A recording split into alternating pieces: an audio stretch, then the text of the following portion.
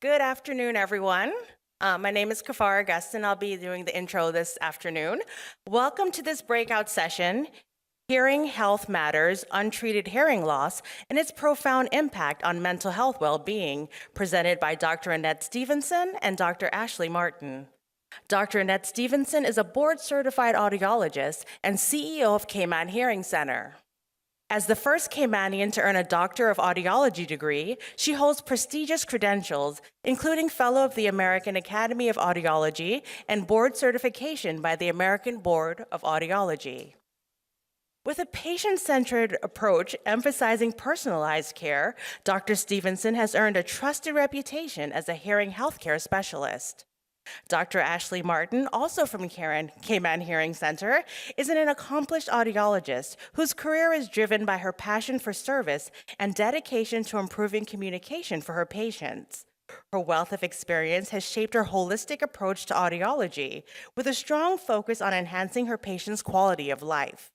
In addition to her clinical expertise, Dr. Martin is deeply committed to advocacy and education in the audiology community, and her compassion shines through in everything she does. Ladies and gentlemen, please put your hands together in welcoming Dr. Annette Stephenson and Dr. Ashley Martin. So we have a very intimate crowd today, like that. So today what we're going to be talking about is untreated hearing loss and its impact on mental well-being. We're going to look at some global statistics, the connection between hearing loss and dementia, and how hearing aids can positively influence brain function and cognitive health. We're going to try and make it light. We're not going to give you heavy stuff. We're going to make it fun. Okay? So, who we are, for those of you who don't know who we are Cayman Hearing Center. We are the island's only full-service audiology clinic. We've been around for 17 years. We do everything that is related to audiology. We have an experienced team. We have all the comprehensive services. And one of the things that we've added recently on the last thing is the community focus, is we started a nonprofit called Hearing the Call Cayman, and that's to help those who are not able to afford hearing health care to be able to get assistance, because it is very difficult for individuals. So that's a little bit about who we are and what we do. And there we are. And so there was a third person on here. There's Kaylee Skipper. So Kaylee is our extern. So Kaylee is here. She's been on island for about 3 months, and she's doing her clinical rotation with us, and then she graduates next year as Dr. Skipper. So that's Kaylee. But there's the three of us, and we had that lovely introduction. Yeah, I sound like I know what I'm supposed to be talking about with that introduction. Maybe I do. I don't know. We'll see. So one of the things that we wanted to start with is just clearing up any confusion that there might be between the difference between an audiologist and an ENT. There happens to be an ENT in the crowd. Oh dear. No, I'm just kidding. So sometimes what I like to tell people is you think of an ophthalmologist and you think of an optician. And that's sort of the easiest way to explain it, where the optician is the one that you go when you can't see and they give you glasses, but the ophthalmologist is the one that does the surgery. So we as the audiologists, we're the ones that are going to treat the non-medically related hearing losses. So hearing loss, tinnitus, that's what we do. We don't prescribe medication and we don't do surgeries. If a patient has pain or discharge from their ear, or they need surgery, or it's something medical, then you refer to the ENT, not us, because we don't do that. So this is just a chart to help you know like when to refer. So if you suspect hearing loss, you send them to us. If it's occluding wax or read that ear infection, then you send it to the ENT. Anything like with vertigo, so if the patient's dizzy, you can either send to ENT or sometimes neurology. You can also send them directly to us. And then the last three, if there is any difficulty of understanding, so that's auditory processing disorders, or anything related to hearing aids or cochlear implants or gradual hearing loss, then you refer to us. So this was just, we wanted to kind of give you a little bit of education on exactly the difference between audiologists and ENTs, and to know where we stand and where the ENT stands. We do work together. We work very closely with the ENT, so because we deal with the ear, right? So the goal of today's discussion is we're just going to look at untreated hearing loss.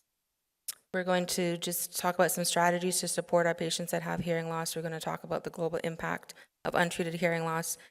And we're going to look at some studies that relate to the cognitive decline with a person with untreated hearing loss. We have some Q&A in there. We have some discussion because we're going to get you, you'll look at it and make you stand up and like shake it off and get the blood flowing. I mean, you just had coffee and scones and other things. At least it's not after lunch, so you're not going to fall asleep on me. Fine.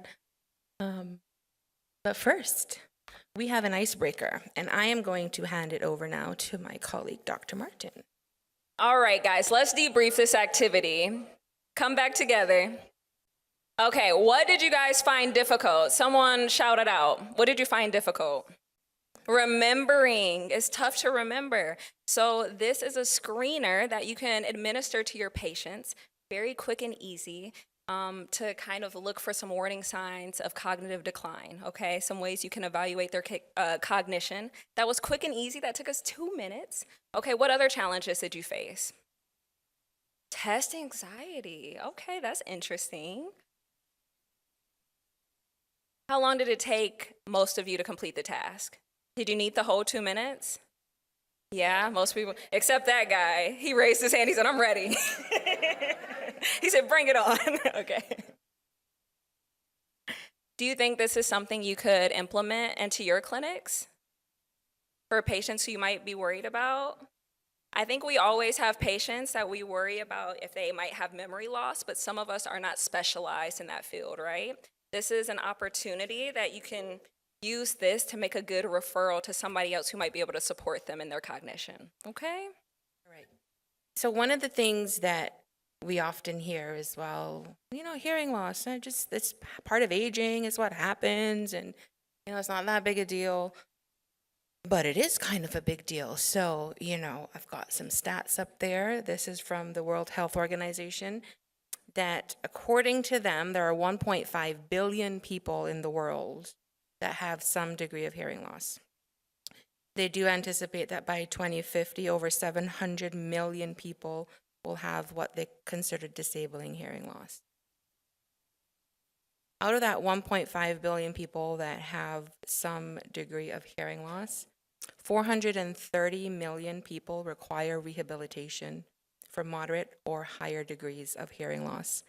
And this type of hearing loss is the hearing loss that's going to have significant impact on their communication and their daily functioning. So that's a staggering number when you think of it on a global scale. In Cayman, we don't have any stats because it's not, I can't tell you why, but we don't have accurate statistics on the prevalence of hearing loss locally. Maybe that's something that we can speak with the officials on to see what that is. But we don't have an accurate number. I think the last census said something like 930 people admitted to having hearing loss. I have a lot more than 930 patients in my clinic, so that is not an accurate number. So maybe it's looking at the questions that are being asked when we run the census or something like that, because it's not just the elderly that this is going to be impacting, it's also going to be to the children, which Dr. Martin will get to later on in the presentation, is talking about untreated hearing loss and the impact on development and learning. I do see some patients in here that have a lot of experience with what we're talking about. And so this increase in 2050 is going to be, it's driven by aging populations, it's driven by noise exposure, and a lack of access to proper care. So I alluded to earlier that we started Hearing the Call Cayman, the nonprofit, to help with the access to care to make it more affordable for those on the island that either they don't have the coverage or they've exhausted their benefits or they just can't afford to get hearing health care. So we're hoping to kind of reduce that gap as it relates to helping those individuals with hearing impairment. I'm sorry, I can't see the slides. Right, so, well, the untreated hearing loss is also going to have an economic impact. As you can see there, untreated hearing loss is going to cost the global economy approximately $980 billion, and that's billion with a B, $1 billion a year, to deal with healthcare expenses, lost productivity, the broader societal impacts that is due to their reduced quality of life. So that's a hefty cost for untreated hearing loss. And I know that nobody in here really thinks about, oh, well, untreated hearing loss, oh, so it's not a big deal. But it's far-reaching, it's impacting the global economy. It's impacting more than we know just outside of Cayman. But again, like I said, we don't have any stats of Cayman. We need to. So hearing loss is going to significantly affect their social, their cognitive, their emotional well-being. Individuals are going to socially isolate when they can't hear. Their quality of life is going to decrease. And we're going to see an increase in mental health issues because when they socially isolate and they withdraw from being around loved ones and back in society, and we've had patients that don't go to church anymore because they can't hear, and they come to us and like, we haven't been to church and we want to get back to church. So it's just really impacting them mentally. And I know that the theme, for the conference is talking about mental well-being, and we just wanted to bring to attention that hearing loss plays a very big role. We're going to get to some research for those of you who like to see stats and research, and it's not just the audiologist talking about it. We're getting to it. We're getting there. I did have stats in there from the WHO, right? I didn't just make that number up. That's a stat. So yes. Right. So we're going to bring Kaylee up, and she's going to talk about this lovely study for those of you who want some stats. But I'm here to assist her in case she needs me. To do the heavy. Always appreciate that, Dr. Stephenson. Sorry, I'm a little bit taller than her, so we're going to raise the mic just a bit. Hello, my name is Kaylee. It's very nice to have this wonderful room to speak with today.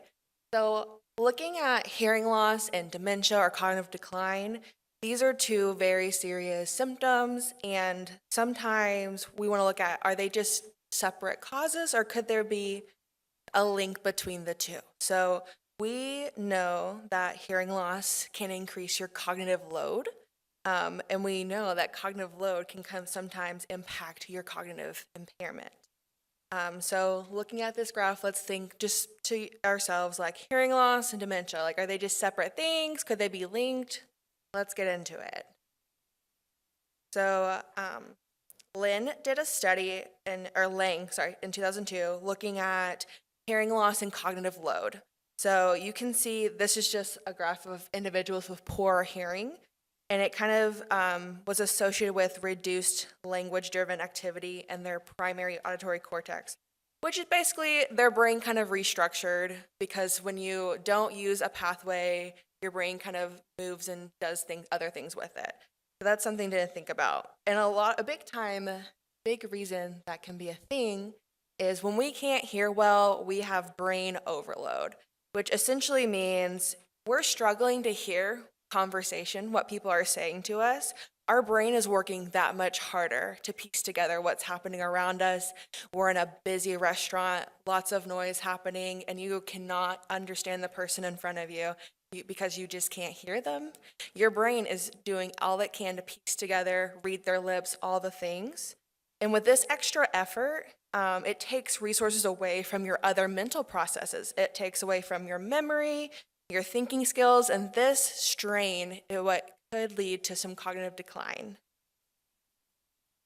Also, there's increased risk. So when compared to normal hearing listeners, individuals with a mild, moderate, and severe hearing loss have a 2-, 3-, and 5-fold increased risk of all-cause dementia incidents over the next 10 years. That is huge. That's from a Lynn 2011 study. All right, so back to this graph. Hearing loss, cognitive decline, are they just separate causes, or could there be some connection? So we talked about the cognitive load, and we also saw that hearing loss can impact your brain structure, how it functions, the organization of the brain. That is also known to kind of contribute to cognitive impairment and dementia. So again, I ask you, is it just two separate symptoms? Could they be connected? Another example of how hearing loss impacts us is social isolation in adults. So hearing loss can lead to social isolation because conversations are harder. You can't hear what people are saying to you. So people tend to kind of stop putting themselves in those environments where they have to say, I don't know what you're saying. They feel embarrassed, things like that. And when our patients start withdrawing from society, there's a higher risk of cognitive decline. There's a higher risk of depression, even adherence to medical advice, things like that. So hearing loss is a significant deal. So back to our hearing loss and cognitive decline. So we have 3 different examples of how hearing loss can lead to cognitive load, it can lead to brain restructuring, and it can lead to social isolation. So those are 3 different ways that it really impacts our cognitive health. So we can say it might be a common cause, but there are a lot of factors that kind of play into how hearing loss can lead toward dementia and cognitive decline. And there was a recent study by the, you're good? I'm just going to come do some of the heavy lifting with this right here. All right. So thanks, Kaylee. This is an image from the Lancet. I'm sure some of you in here might have heard of it. You know, it's just a little publication, just a little bitty publication, right? So this was the Lancet, so G. Livingston et al. Provided this life course map of potentially modifiable risk factors for dementia. So we have early life, midlife, and later life. And so just addressing these factors through different interventions can help reduce dementia and improve cognitive outcomes. So hearing loss is, in the mid and late life, is identified as the single largest potentially modifiable risk factor for dementia. And I wanted to touch on this. I wanted to touch on this in particular because, you know, this is our industry, and so we know a lot about it. And I know that there might have been some things circulating around saying that if you don't treat your hearing loss, you're going to get dementia, and putting the fear in patients, and you're going to go crazy, right? But what it is you can see is that all of these things can impact dementia, cognitive decline. But if we were to isolate it across the population, the entire world population, if we were to just look at what one thing can we modify to help reduce dementia, it is going to be hearing loss. So it's not as if, you know, if you've heard of it in research and articles and papers saying that untreated hearing loss is going to lead to cognitive decline. I just wanted to make a little bit of clarification that that's not entirely the case. It's not the only thing. There's many other things, but it is the single most modifiable risk factor for dementia. I kind of feel like I want to pause to see if there's any questions at this point, or we just keep going. Is it all making sense? Are y'all appreciating it? Y'all are very quiet. Very quiet.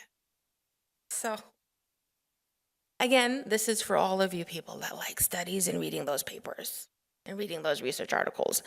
So, there was a study done by Glick and Sharma in 2020 and wanted to look at the neurocognitive benefits of hearing aid use.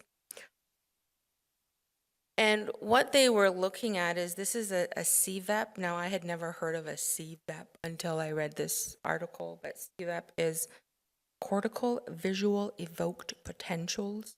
So it's looking at the eyes in response to different things. Maybe Kaylee might be able to explain that better. But basically, it's measuring the brain activity in response to visual stimuli recorded through the EEG.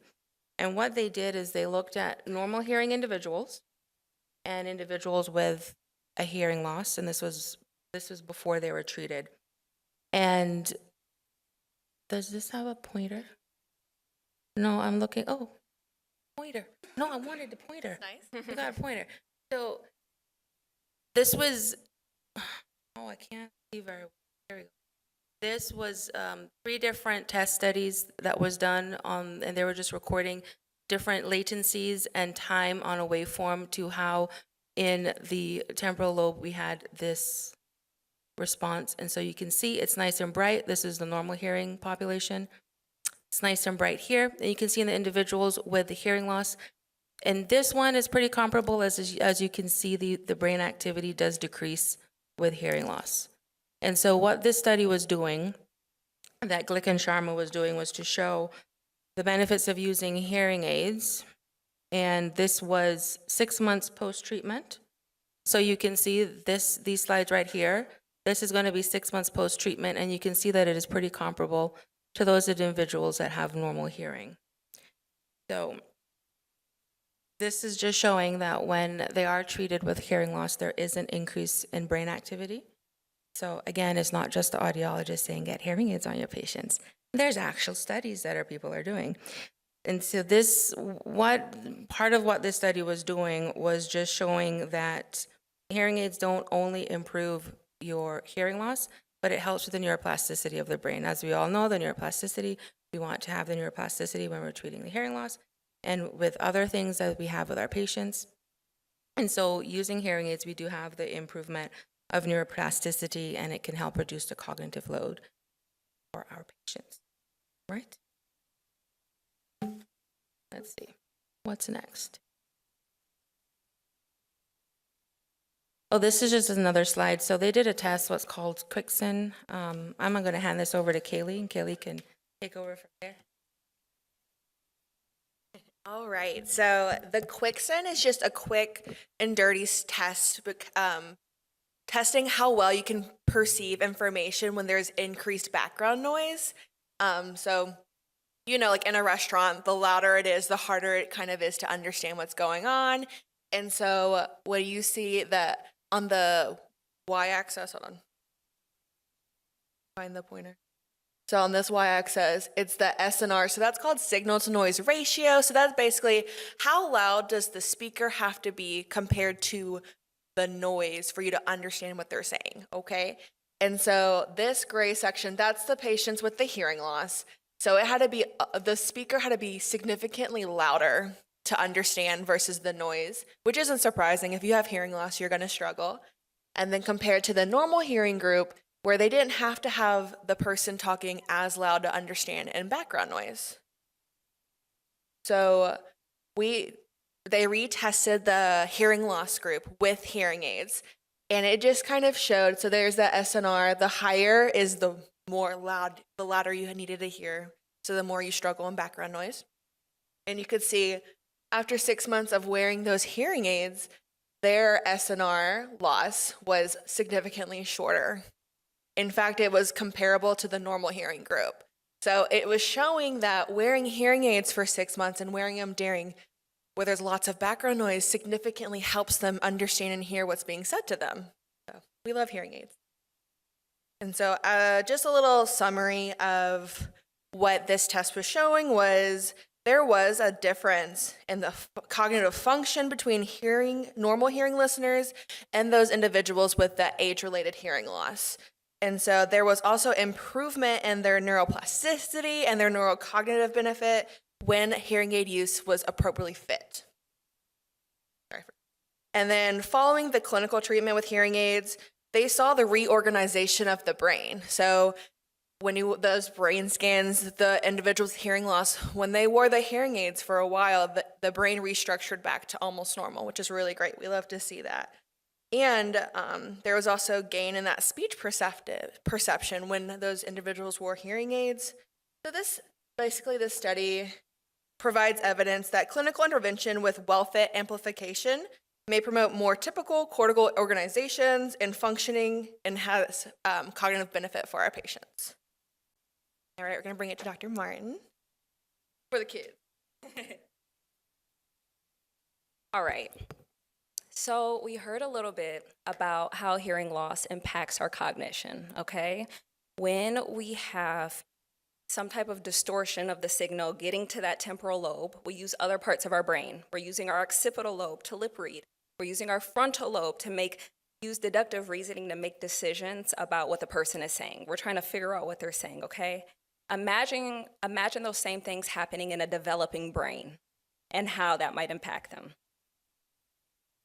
Behind are some statistics, but the biggest takeaway messages from this slide is children. It's really, really, really important. I cannot stress this enough to encourage our young patients, more so the parents of our young patients, to implement early intervention at the first sight of hearing loss, okay?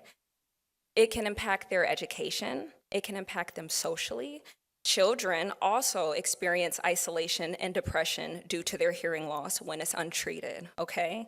not treating this can be detrimental for the rest of their lives, not just when they're children living with their parents, but when they become adults and throughout their education.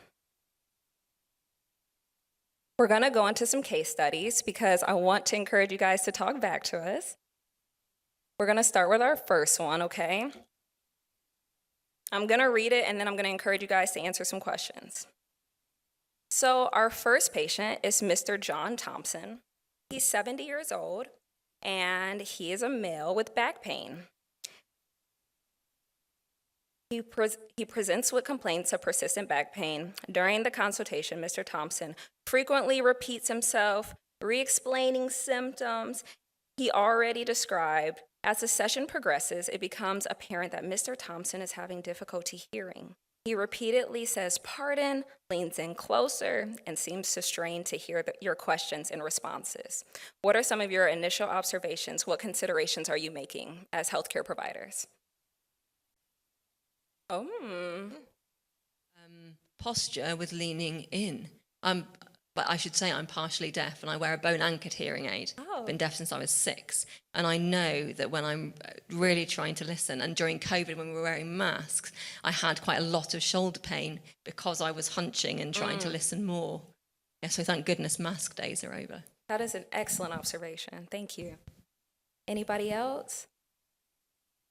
Back here? She just raised her hand real quick.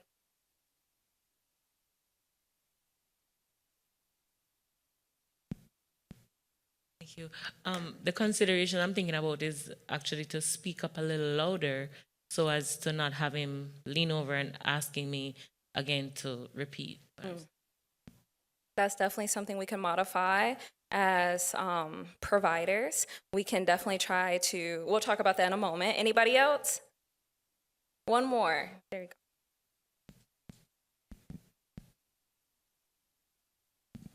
So I'm thinking that him having to repeat himself, frequently describing the same symptoms numerous times, that might be a sign of early onset dementia. Yes. Yes, thank you. Thank you for that.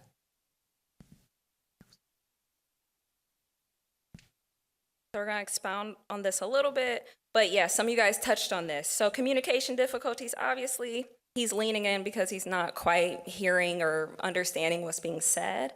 And you see not only signs of hearing impairment, but also possible signs of some early cognitive decline, which may be another opportunity to use something like a mini-cog or another type of cognitive screener with your patient so that you can make appropriate referrals.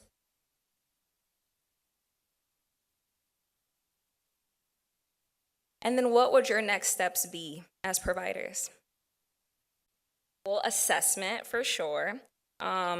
You yourself, I don't know, how many of you all have ever done a hearing screening yourselves? A few of you, correct, right? So that's something you can do, or if you don't feel comfortable doing that, you can certainly refer them to Cayman Hearing Center, where we're always happy to see patients, okay?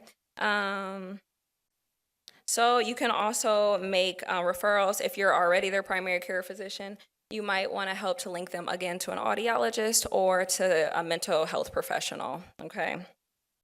And of course, you as a provider, just because audiology is not your field does not mean you can't advocate for your patient to take care of their hearing health care, okay? We all can empower our patients to take care of their ears. And you touched on how it could be impacting his back pain management. I didn't think anyone was going to catch that, so thank you for that. What strategies could he have or what strategies can we employ in clinic to better support these patients? Someone mentioned speaking up. What else could we do? Is there any technology we could put in our clinics to help our hearing impaired patients? Go ahead. Oh, sorry. Soundproofing devices for the walls so that when the patient is speaking with the provider, he's not having a hard time hearing himself because of outside noises. That's true, and that is a really easy fix. You can use, there's a lot of things that you can use to make rooms less, have less echo. okay? You can use, I forget what they're called, but Panels. like, thank you. Panels. There's panels that you can get in the wall. They're inexpensive, but it can make your room a little bit more hearing friendly, okay?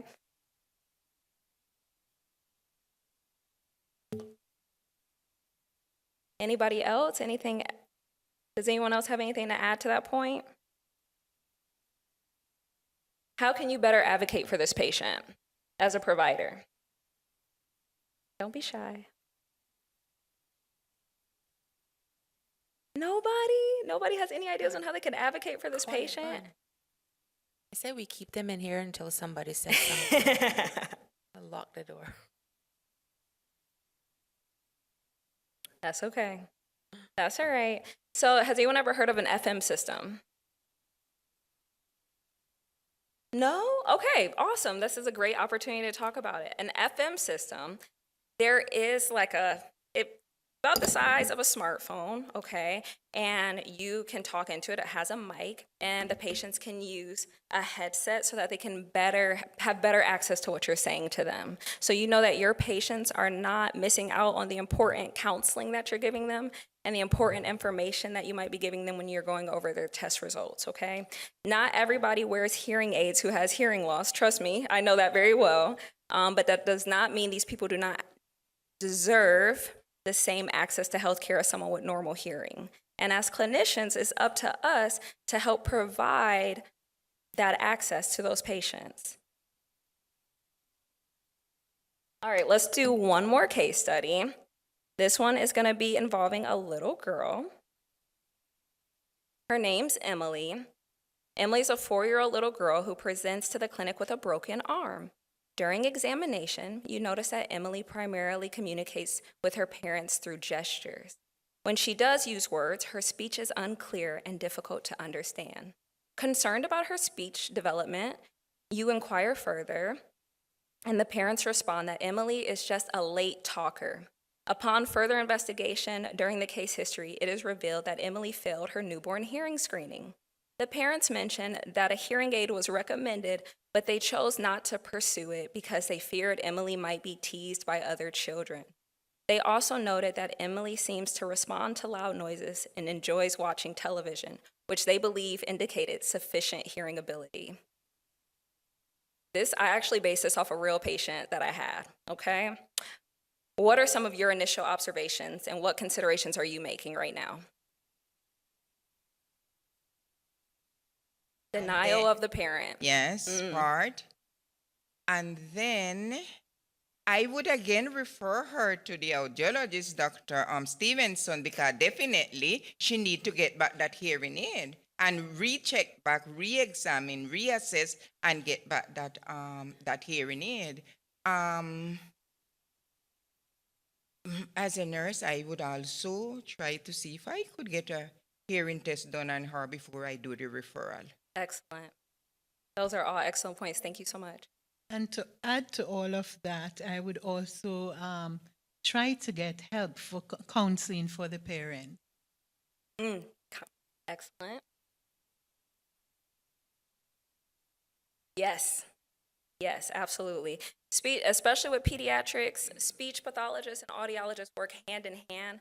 We rely on their feedback a lot. They see the children on a more consistent basis than we do, and their feedback means so much. It can really make all the difference. And also, middle ear infections could be occurring. As a little one, children get that a lot, being exposed to lots of germs, infections. So once that's cleared up, perhaps she will be hearing speech clearer, and she'll be able to communicate clearer as well. Excellent point. So a referral to an ear, nose, and throat specialist may be important in this case because she's right. There could be some ear infection going on. Yes, but you can notice she had delayed speech development. A 4-year-old should not be using gestures. They should be able to make full sentences at that time, okay? Also being aware of developmental milestones in children when we are, I'm sure most of you, I'm preaching to the choir right now, but it is important when a child is falling short to make sure we're making the appropriate referrals. And hearing that she failed her newborn hearing screening and was recommended a hearing aid is a huge red flag that we should all notice and, tune into. To re-educate the parent, that's very important. Yes, ma'am. That's Yeah. right. Because the parents also need support. They don't know what they don't know. They may think they're doing what's best for their child. Nobody wants their child to be different than the other children. Insurance, maybe they needed a referral to Cynico too. And so then we'll You're have to absolutely take- right. Finances can be a huge barrier to care. Finances can be a huge barrier to care, and that's definitely a consideration we should make. All right, our next slide. And you guys touched on some of these counseling points, addressing stigma, monitoring their development, and re-educating the parents if need be. And who do you think we're referring to this time? 3 main people that we should refer to. Who do you think? The first one should be a freebie. I hear somebody whispering over here. The audiologist, we said we wanted a mental health consult for the parents also. Thank you for saying it. Yes, speech, absolutely. And yes, like you said, an early intervention specialist, just to make sure the child is getting all the support they need, and specifically maybe like an educational psychologist to make sure that there's not any other learning difficulties secondary to the hearing loss. In Sorry. our situation, or in our case as the school health nurse, we have to refer them. After educating the parent, we have to refer them to the pediatrician. And then the pediatrician in turn refer them direct to the audiologist. Oh, yes. Or to the speech and language and pathologist. Yes. And of course, the pediatrician should definitely be involved in this, absolutely.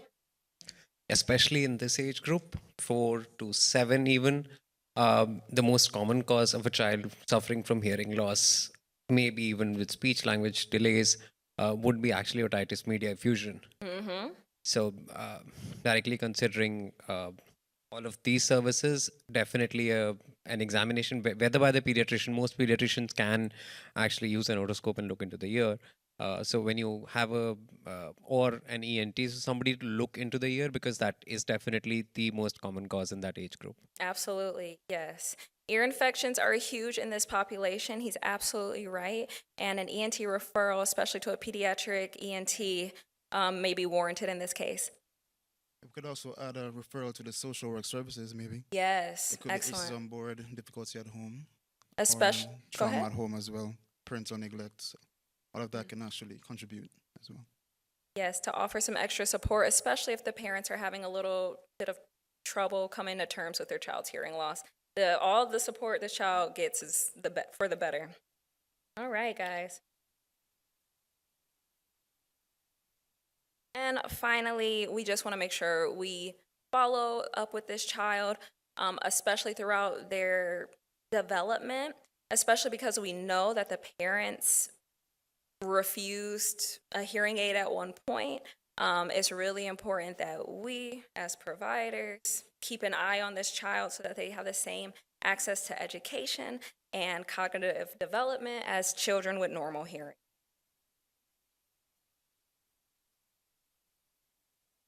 Already touched on many of the things on this slide. Now, I do want to talk about this second point. What do you think can be the long-term consequences of her not treating her hearing loss? Social isolation, excellent. Anybody else? Learning delay, yes, absolutely, learning delay. Anybody else? She could have issues with emotional regulation secondary to the hearing loss, that's fair. Anybody else? These are all excellent. Absolutely, mental health difficulties, feelings of, somebody already said isolation, but isolation and depression, especially when we're dealing with those really challenging emotions that we face through adolescence. Compound that with a hearing loss or something else that may be stigmatized, can make that much harder for the child. It will also impact their literacy development Yes. because, if they aren't able to hear cat, maybe they hear CAP, then they're going to spell CAP and not CAT. Absolutely. Kind of thing. Absolutely. And that goes along the same lines as learning. But yes, literacy is huge, especially if there's a hearing loss. It can really delay things. All right. Oh, are we? All right, we're going to pass it right back to Dr. Stephenson to close us up. Bring it on home. So I am sure. Jeez. Okay.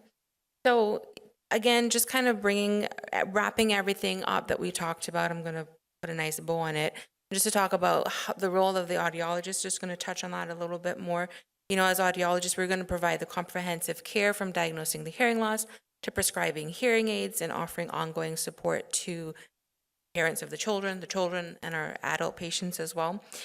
We also play a very critical role in educating our patients on their hearing loss, and as well as educating other healthcare providers on hearing loss, you know, because we understand and we appreciate that, you know, y'all might have like one little itty bitty thing on hearing loss. And so we're here to expand your mind as it relates to hearing loss and what we can do. And as Dr. Martin alluded to, one of the big things is patient advocacy. You know, advocating for our patients to take care of themselves, to seek the appropriate care, encouraging our patients to get the care, because a lot of times patients are going to be like, oh, I don't want to do that. But if we advocate for them and encourage them and just show them the benefits, not just for untreated hearing loss, but in anything that we see our patients that they need to do better. You know, those uncompliant patients, you know, just to get patients to be more compliant. We know it's hard, so we get it. But as audiologists, you know, through early intervention with the children, and even with our adult patients, if we're able to catch their hearing loss as it begins, that early intervention is going to help them maintain better social engagement and just reduce the risks of dementia, cognitive decline, depression.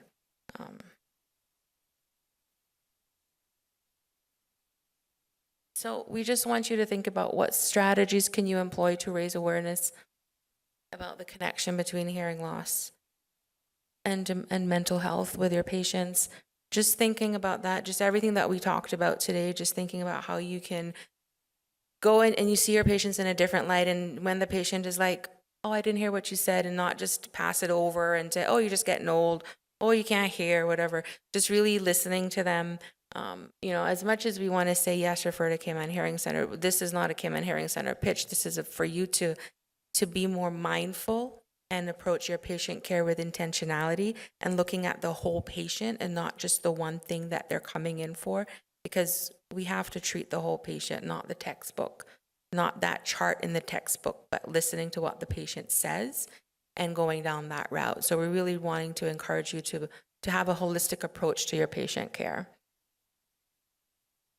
And just because we have to say references, there's references. There's a lot of them. There's a lot of them. So, you know, in conclusion, I just want to say that untreated hearing loss has a significant impact on mental well-being, contributing to social isolation, cognitive decline, and an increased risk in dementia. The findings from that Glick and Sharma study, the one with the imaging, that just emphasizes the neurocognitive benefits of hearing aid use, and is just offering some hope for an improved quality of life for individuals with hearing loss. And I'm just going to put it out there and say, let's just all work together as healthcare providers, no matter what our specialty is, but we all just work together, because at the end of the day, we're here to take better care of our patients. And we have so many resources here in Cayman, so many specialties, so many really good healthcare providers, and we're not really utilizing them to their fullest potential. And so let's just work together collaboratively to provide the best care for our patients. So thank you for your time. There's our contact if you want anything. I think what time is it? What time is it? I think we might have about 10 minutes for any Q&A that you, I'm coming. right there. My question is this: for children, especially, let's say they had a 100% hearing test, right? Newborn, their hearing was perfect. Can prolonged excessive noise or loud talking and shouting, can that cause their hearing to decrease? There is such a thing as noise-induced hearing loss, absolutely, and it does not discriminate between children or adults.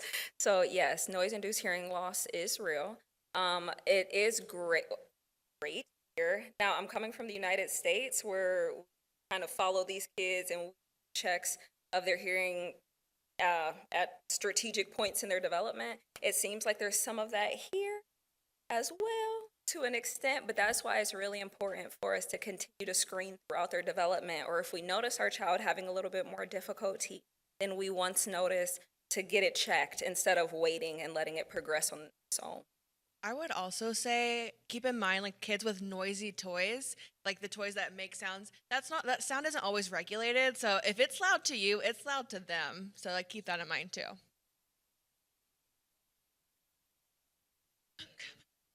Because from a child, I have this thing of just talking loud, just naturally talk loud. Sometimes when I talk, people feel like, well, I'm shouting at them. But it's just something natural that I just talk loud. But now that I'm getting older, I'm in my 60s, I had to come and attend this session because I'm looking forward to my retirement and I still need to be able to hear. So I want to know if in case I'm going to be losing my hearing loss because from time I always talk loud. Very loud. I will say, I come from a family of fellow loud talkers. My mother talks very loud, and I said, okay, I'm going to test your hearing, and her hearing was perfect. But so to that I say knowledge is power. Don't assume. Go get your hearing tested, and then you can have the peace of mind of knowing if your hearing is fine or if you do need some assistance, okay? And then in the future also, because sometimes, you were not educated that the older people, would have hearing loss. They would have that struggling with that problem and you don't know. And then guess what they do? They say, they're going this way. They're going this way. And you take it normal, they're going crazy, or something is wrong with them mentally. And it's because they're losing the hearing. And what you just said is why it can lead to that isolation. People get frustrated with having to repeat themselves, and then they say, you know what, forget it. I'm not going to communicate with my partners because it's too difficult to have the conversation. Sir? In that example of the 4-year-old, I think it's also important to consider allergies, where their tonsils, adenoids could be impacting the hearing. Absolutely. And so repetition of, they may have had good hearing when they were younger, and then it progressively, slowly declines. And so we could look at allergies, food intolerances and stuff like that as well. Absolutely. They say it takes a village to raise a child, but it also takes a village to treat a child. I think as professionals, we really have to work together, especially when it comes to the pediatric population, because it can be so many different aspects contributing. Anybody else? Oh.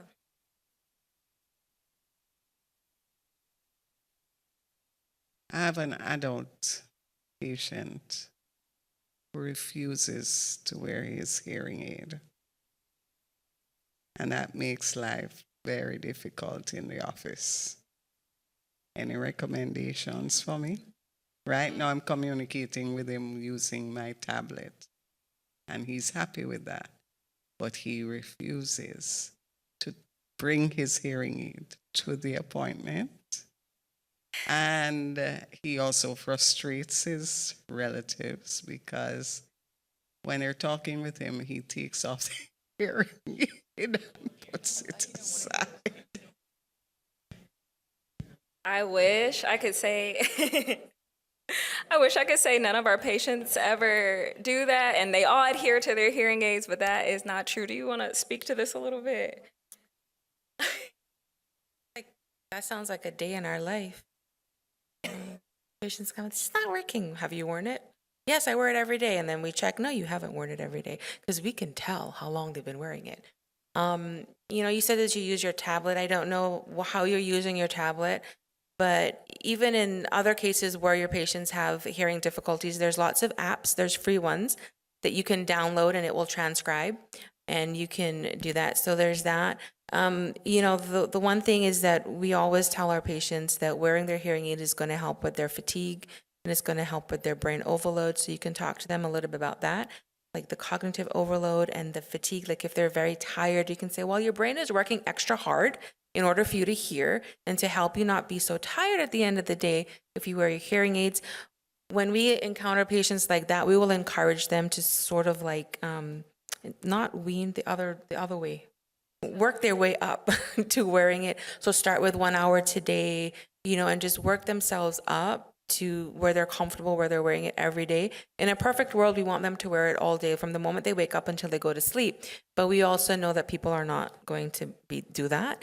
So just encourage him, maybe like put it on, I have a patient, no lie, a patient from Northside, and he only wears his hearing aids to watch Young and the Restless. Because that's all he wants to do is watch his soap opera. And he was like, I'm not going to wear it any other time. I'm just going to wear it to watch Young and the Restless. I said, okay. So if he has a program that he likes to watch, tell him to wear it when he's watching his TV program. But just encourage him to find times throughout the day that he can put them in and slowly just build that muscle and work his way up to wearing it all day. That's all we can do. I'd like to continue on the same topic here. So one of the reasons why people have a problem about not wanting to wear hearing aids is they've started really late. They've had a profound hearing loss by that time, and when they start, so then it's very difficult for them to adjust with the hearing aid. So if you have a patient who has started hearing loss, it is important to get it assessed, start the hearing aid, wear it earlier, then you get used to it much faster. Because what happens is you have, so why people don't wear it earlier is because you have a high frequency hearing loss. So only in the higher frequencies you lose the hearing. Most of your lower frequency sounds, they still hear at the normal level. But because the higher frequency sounds are missing, your word recognition goes away rather than just the level of voice. So face to face is absolutely all right. You'll be having a normal conversation.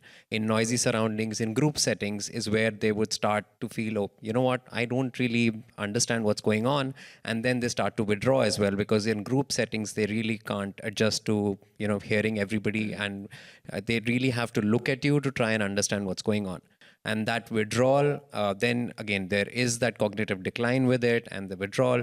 So eventually they reach a point where you're, even with wearing the hearing aid, they do not respond that well. And then I usually tend to counsel people, like when I refer them to an audiologist that, you might need a hearing aid, please go and see them. I make it a point, and this is the point I would like to make that all physicians probably should do, that you have to tell them at the very beginning, hearing aids, you have to try wearing them for at least a few weeks before you decide to give up. I always do that because I've learned the hard way. People have invested in hearing aids and really good ones, and then they complain, oh, I wore it for 3 days, it didn't work, so I haven't worn it for the last 3 years. So that is maybe a physician responsibility as well, to help them understand it is not like wearing your spectacles where, oh, can't see properly, wore them, oh, now I can see. It doesn't work like that. You have to develop the habit of, and also I like to counsel them about developing the habit of trying to listen to other people, like join conversations more actively. Because have seen it firsthand where they want a hearing aid, but because they've gone into the withdrawal where they don't take part in group conversations, they've stopped just listening. So they just sit on their own and they're like, oh, I still couldn't hear. Because now they have to activate their brains again to, concentrate on each person and try and rejoin that conversation.